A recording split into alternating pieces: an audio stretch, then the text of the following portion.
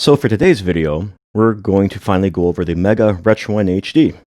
And we're going to test it with an official Sega cartridge, a third-party Sega cartridge, an EA cartridge, because they're a little different, as well as the Game Genie and the previously reviewed SG ProPad. Now, for those that aren't familiar, this is made by Hyperkin. They make clone consoles. I've already reviewed the RetroN HD, which is their NES clone, the Super RetroN HD. Stupid name, but it's their Super NES clone console, and that one surprised me a bit because the NES one used an NES on a chip, which is basically taking all the components of an NES and effectively putting it in one chip, whereas the Super RetroN HD had clone chips of the CPU, the PPU, which is the video processor, as well as the sound processor.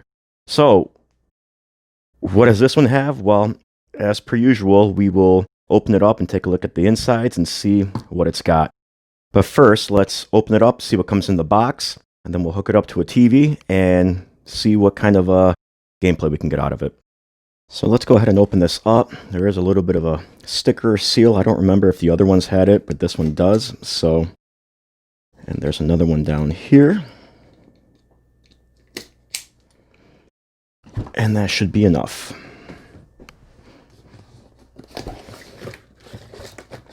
I guess we don't really need that. So inside, we've got the console itself, which is somewhat modeled after the first gen Sega Genesis, Mega Drive, whatever you want to call it, but it does have Hyperkin's little beveled edge that they're known for. Reset button is blue, which is modeled, I believe, after the European Mega Drive. Power switch is very similar to that of the Sega Genesis. And there is the switch in the bottom, NTSC-J for Japan. You got the NTSC-U for North America, and PAL. This lets you play different region games, basically.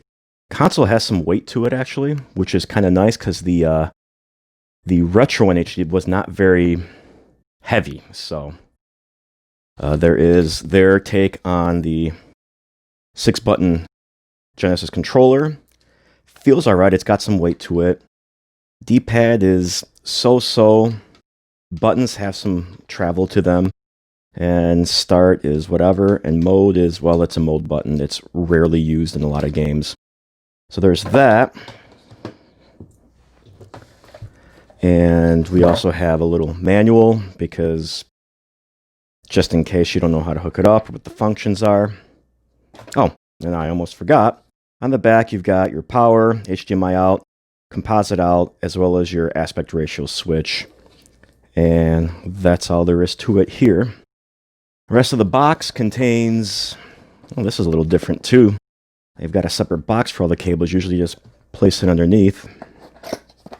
But inside you've got the USB power cable, an HDMI cable, composite cable, and then, of course, their patented signature Hyperkin USB plug, except this time, instead of it being gray, it is black. So, standard fare, of course. So, let's get this hooked up to a screen, test it out, see how it works with the previous mentioned games and accessories, and then we'll open it up and we'll take a look inside. So I'm going to test it first with a copy of Sonic 2, and I'm just going to straight up go to the Interact controller to test it with. Plugging in the controller into the port, it was real smooth. The cartridge slot had a little bit of a force to it. I mean, it's not like the RetroN HD where you basically have to rip the cartridge out of the console to get it out. There's a little bit of give to it, but it's not a death grip or anything. So that's something you may want to keep in mind just in case. You might have cartridges might be a little more sensitive due to age. You may or may not want to try them on this console. But let's go ahead and power it on and get it going. The Hyperkin blue LED. And there's the Sega logo. It's in 16:9 mode, so.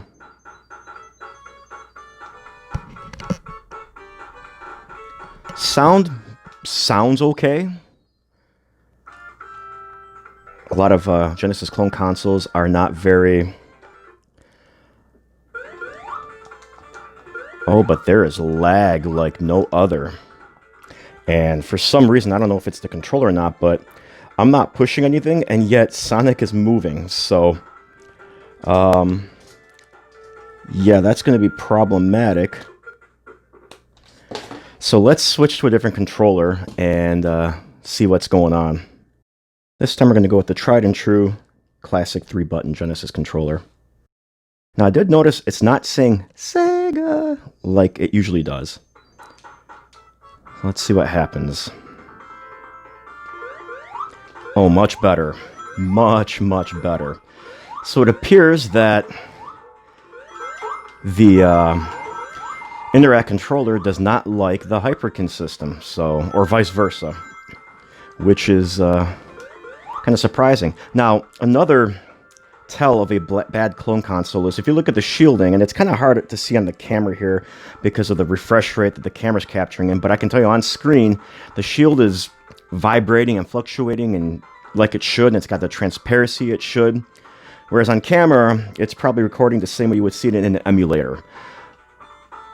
The sound, for the most part, sounds relatively accurate. I mean, I'm not an expert at, you know, the differences between an official YM, whatever, because there's two versions of the Yamaha chip that the Genesis used, and then there's cloned efforts as well as emulated efforts and things like that. So, but there doesn't appear to be any perceivable lag. I mean, here, watch.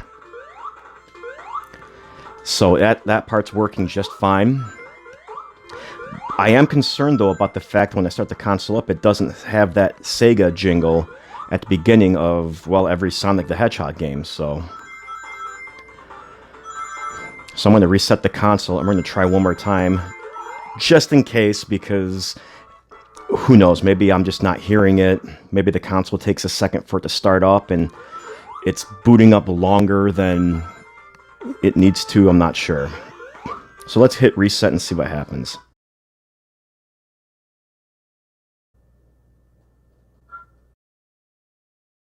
I heard it at the very end. So the console is probably booting up, and it's probably still booting up in the process of when that Sega jingle starts up. But otherwise, it's, at least for Sonic the Hedgehog, an official Genesis first-party cartridge, it seems to work fine. Split screen mode is a little jittery, but I don't remember if it was like that or not with the original Genesis. Let me switch the aspect ratio switch and see what happens. But let's see what two-player mode looks like, if it'll actually demo it or not.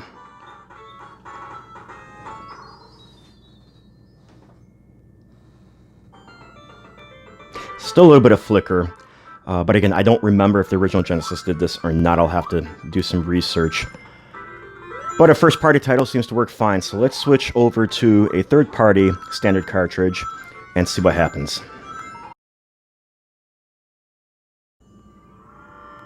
This intro sound is playing, so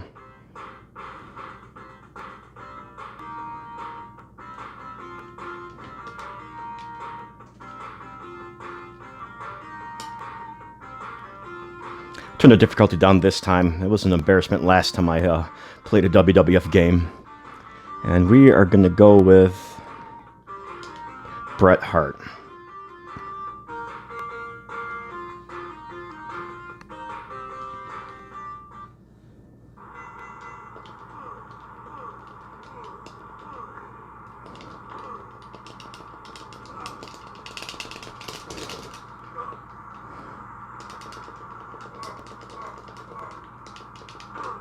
Oops. No. But this seems to play pretty well too. I don't, again, detect really any noticeable lag or anything. There's a little bit of shimmering going on, and I don't know if that's due to interpolation or what. But it seems to work well otherwise. So let's go ahead and try Madden, since it's an EA cartridge, and it is going to work.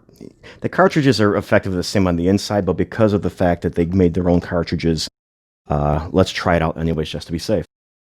Now, I should say I don't have any non-North American cartridges to try in here, so I can't say for sure how that works, but I have no reason to doubt that it wouldn't.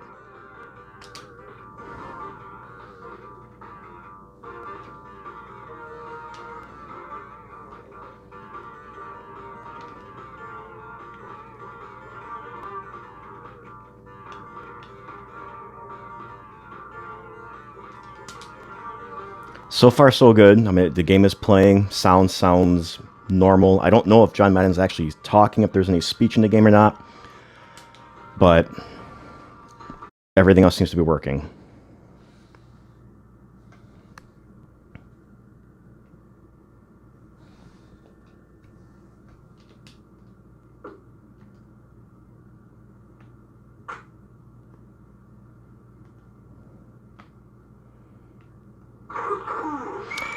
And I'm obviously not very good at this game.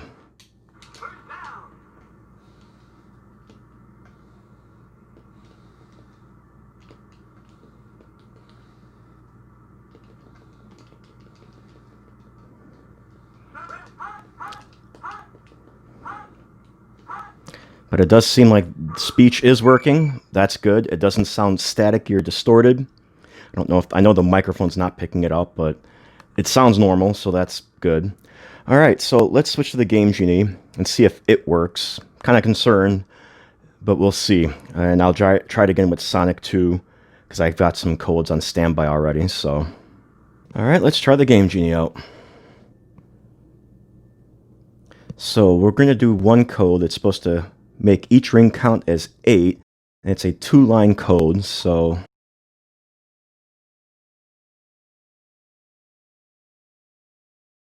And the next code we're going to do is a high jump. Let's start the game.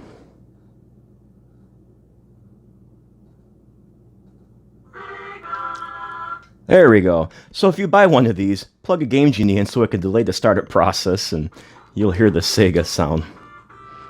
Alright, so each ring counts as 8. I don't know if the jump is higher or not, but let's see. I'm on a hill. Nope, the codes are not working. Hang on, because maybe the switch isn't on. I forgot to turn the switch on, so...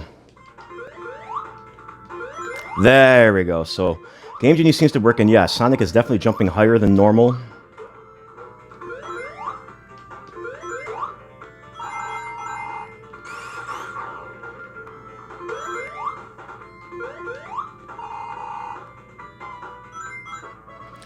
So the Game Genie seems to work, at the very least with Sonic 2. So that's kind of a good sign. Let's get this guy opened up and see what we've got on the inside. So we're going to open this guy up. Let me zoom out a little bit here. First, we're going to have to take off the rubber feet because they're going to be hiding screws more than likely. It looks like they're just standard Phillips, so that makes it even easier. Moment of truth.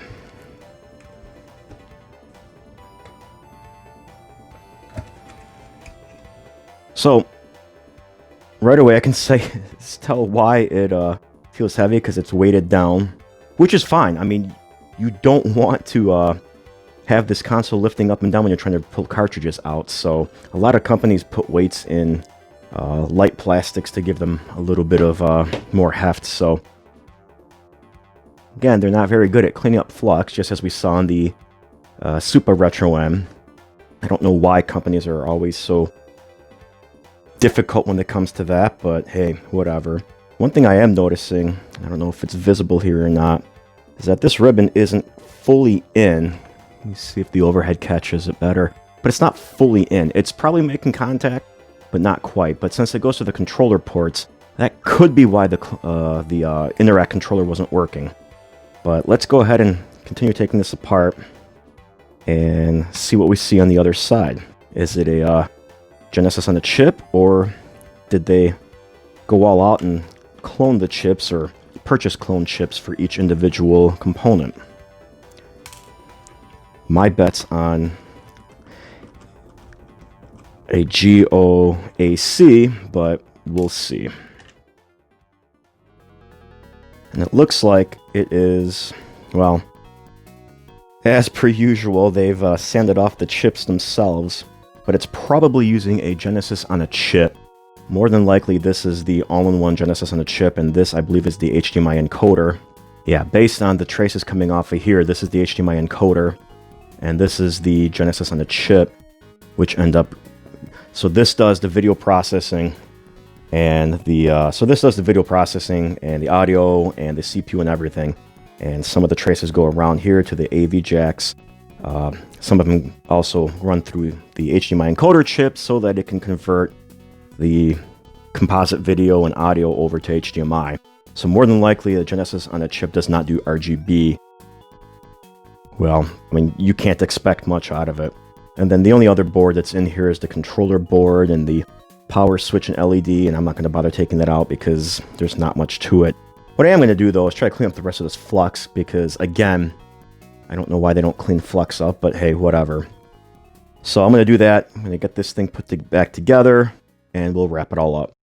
So I was able to get most of the flux cleaned up, not all of it, but that's fine. It's not going to damage anything. But that's, you know, basically this clone console in a nutshell. It's infinitely better than anything put out by AtGames and their Genesis clones by light years. So don't even bother looking at them. As far as this particular unit itself, compared to original Genesis, obviously the original is going to be better, especially if you pair it with a good set of RGB cables or something like a RAD2X cable that'll convert the RGB signal into HDMI, and it'll do a better job than the Hyperkin cables will. But they also cost more than the Hyperkin cables. But if you're just trying to get back into retro gaming and want something simple, this is definitely going to do the job. I really don't have too many complaints about this. Not working with the Interact controller was a little concerning, but at the same time, you're more than likely going to either use the controller it came with or an original Genesis controller, whether it's a 3-button or a 6-button controller. The handful of games that I tested it with seemed to work just fine. I'd be willing to bet that it'll work with most of them. Unfortunately, I don't have any of the VR games, Virtua Fighter, Virtua Racer, so I don't know if it works with the SVP chip or not. But it does work with the Game Genie, so there is some hope that it will work with those as well. This definitely does not work with the Sega CD because there are no connectors or anything like that for it. Although it may work with the Mega SD, which is a clone card that you can put an SD card into with your own ROMs on there. It also supports Sega CD, ISO images, Mega CD. That probably will work on here. I don't know. I don't have one to test with. There is one other thing that I haven't tested yet, and that's the Genesis Mega Drive clone cartridge with the SD card slot on it. But that's going to be for a future video because I want to focus the review on this itself. But we will be using the Hyperkin for that, which is one of the reasons why I bought it, because I don't want to take a chance that this may damage an original Genesis. But if you're looking to get back into retro gaming, nothing wrong with this at all, especially if you're hooking up to an HD TV. If you're going to be trying to use an old school CRT, try to find an original Genesis, a Model 1 or a Model 2. You're going to have a much better time with it. So that's that. Again, nothing wrong with this. It's a good starter console if you're trying to get back into gaming, especially if you were a fan of the Genesis. This is pretty good. I think I paid like $40 for it. So, and you could probably find it somewhere between 40 and 60. So that's that. If you liked today's video, hit the thumbs up. Feel free to leave a comment below. If you didn't like the video, thumbs down. But please leave a comment because I want to know why you didn't like it, and I can try to use that to make improvements going forward. Thanks all, and I'll catch you later.